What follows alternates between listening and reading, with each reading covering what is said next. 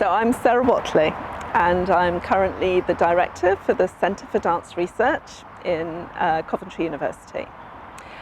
And my contact with Coventry and dance in Coventry goes back all the way to 1982, when I first started working in the city for a dance theatre company, actually working alongside running the company with a Caribbean poet, Kendall Smith. And we were running a dance theatre company that had a mission to work very closely with the Coventry community. And it was an interesting year, and I think we did some interesting work, and we did a lot of site-based work. We made a wonderful work, for example, working with the railway workers at the railway station. And during that year, I was approached by a man called Peter Isherwood, who was wanting to start up a centre for performing arts in the city. And in that time, Coventry Centre for Performing Arts got set up. And then by chance, I applied for a job, and I came back to the city a few years later as a lecturer in dance. And my job at that time was to animate dance in the city. And at that time, I also set up 2 youth dance groups in the city that ran on different evenings. And we were out on the south side of the city in a building that used to be part of the Bishop Ullathorne School. And we took up residence there. We had a theatre, we had 2 lovely dance studios that looked out over fields. And we started a foundation course in dance for the kids in Coventry who were really wanting to take their dance further, but hadn't at that stage probably got an ambition of going beyond the city. And we got some great young dancers in, and some people who've had very successful careers. People like Kerry Nichols joined us. Soon after that, Martin Lawrence came, who's been working ever since with Richard Alston. So some really exciting young dancers who came through the foundation course and then BTEC courses through the youth dance groups.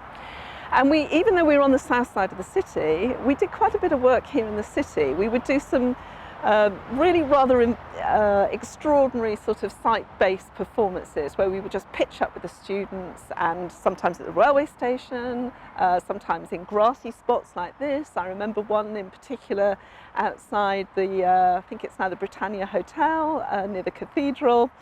And we had enormous fun, but what I realised was that unless you were in a place like the Precinct where there were lots of people didn't really stop by and have a look at these performances. We were seen to be slightly odd creatures in the middle of the city that were doing these really wonderfully kind of strange dances, but nobody really stood around and watched for very long.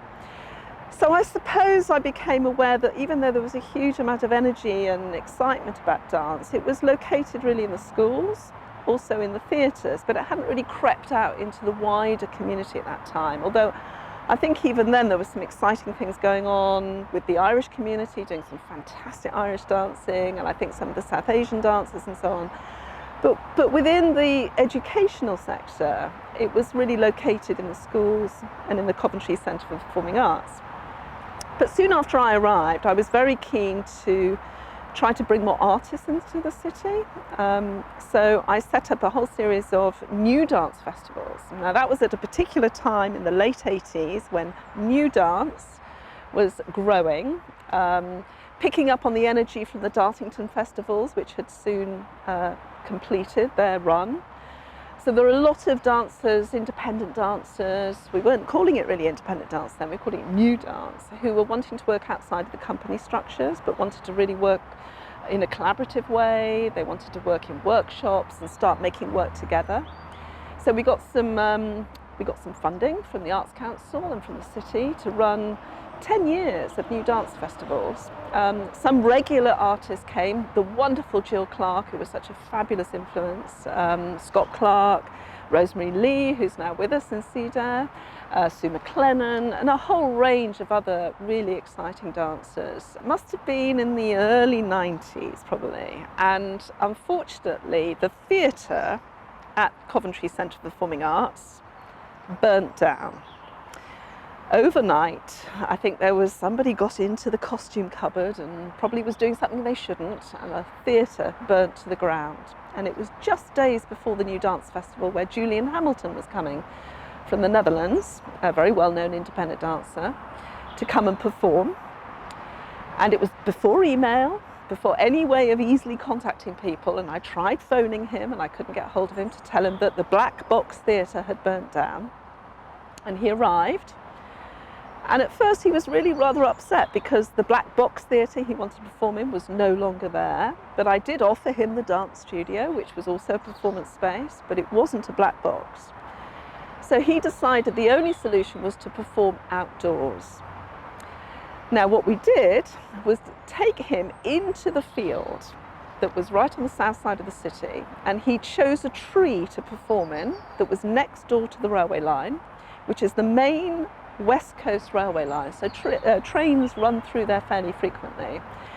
Took a whole day to set up his tree, to bring lights and so on. It was early April, I think, because they tended to happen around the springtime. And we realised it was too cold for the audience of about 150, 200 people to sit in their chairs as dusk was coming in. So I set off around the university hospitals and I secured 150 green blankets. So every member of the audience sat on a chair in the middle of a field watching Julian Hamilton perform in the tree covered in a hospital blanket. And apart from the memory of the event itself, which was fantastic, I also remember the looks almost of the faces of people on the train, because it was that close to the tree, who of course couldn't understand why 150 or 200 people were sitting in the middle of a field in green hospital blankets, because they didn't know there was a man performing in the tree.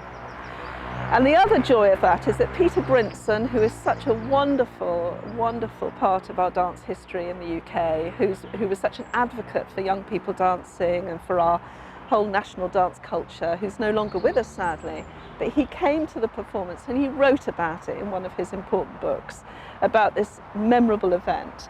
So if anything, there's been a legacy of that site and those performances and those events. I think that has to stand out for me.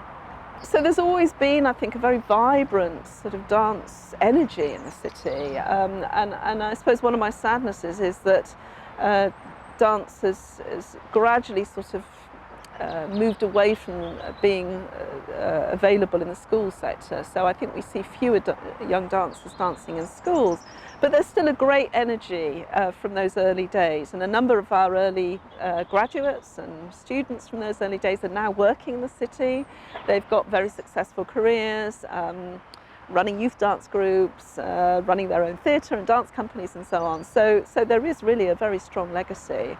And with our events that took place in the city, we ran those for a few more years as well, sometimes bringing a stage into the city centre or occupying some of these other city centre spaces and trying to animate through bringing the body into those spaces.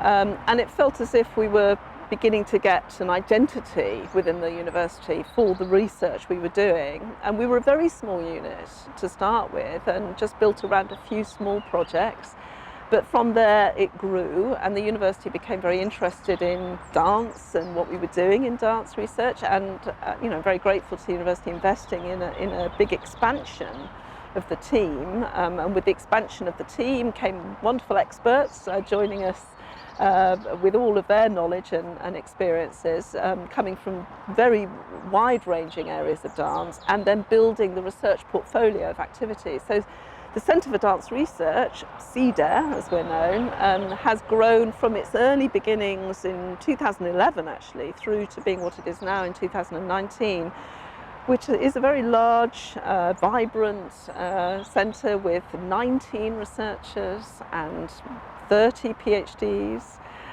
all researching, investigating different areas of dance. Some of it is very locally rooted, so it's focused very much on how dance operates, how dance activity is taking place in the city, and how the research and the city can come together.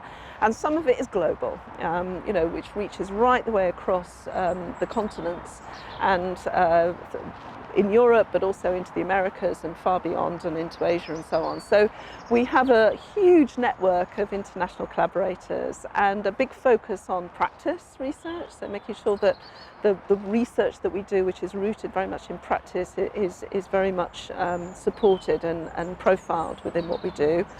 A lot of the research we do is funded by the research councils, by European Commission, by various trusts and so on. I think we're hoping to carry on being a very strong part of what the university offers, and making sure that through the work we do, it has also some benefit to and some value to the local and regional community. I think right from sort of very early on, even in the early 80s, there's always been an emphasis on bringing artists into the city and supporting the dance that's going on in the city, and working in collaboration, I think, very much with city-based dancers, artists, whether they're children, young people, or more experienced teachers and so on. So there's very much a sort of partnership development work going on there. So the festivals not only were something for the city, but of course it brought people into the city from all over the country and even internationally to take part in those new dance festivals. But it also meant, I think, those artists that came year after year for 10 years had a sense of, a real sort of sense of responsibility to, or a real sense of connection with what was going on in Coventry. So I think it helped to put Coventry really on the map in terms of what happens in dance. And those artists have continued to have that relationship. So through the BA programme, there were always artist-led projects. So artists would come in and work with the dancers, and so give them an experience of what it means to work at a professional level, give them that sort of that level of expertise and knowledge. And with the youth dance groups as well, so we were commissioning artists to come in and work with the youth dance groups. So there was always that sort of emphasis on making sure that there was a close dialogue between artists from outside of the city working closely with those in the city. And I think it helped for Coventry, therefore, to be seen as a city that was very welcoming for dance artists, and that dance really did have a very strong profile here in the city, which is carried on through into the work we do in CEDAR, where again we have many connections with working artists, and the work that we do is seen to be very collaborative across the research, academic and professional arts communities.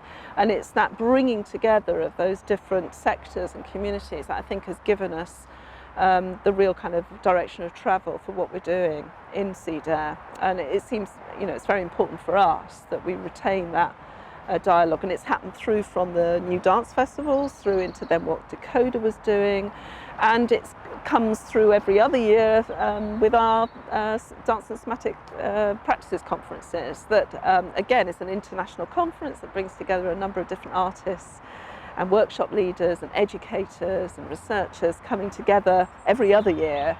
A lot of that work involves performative material, whether it's workshops or performances, often spilling out of the buildings into the city in really interesting ways. That's something that I think is always quite important to us, that we feel that we're not bound to the buildings that we're in, but we're also sort of seeing the buildings as a very porous space where we can be inside and outside very easily.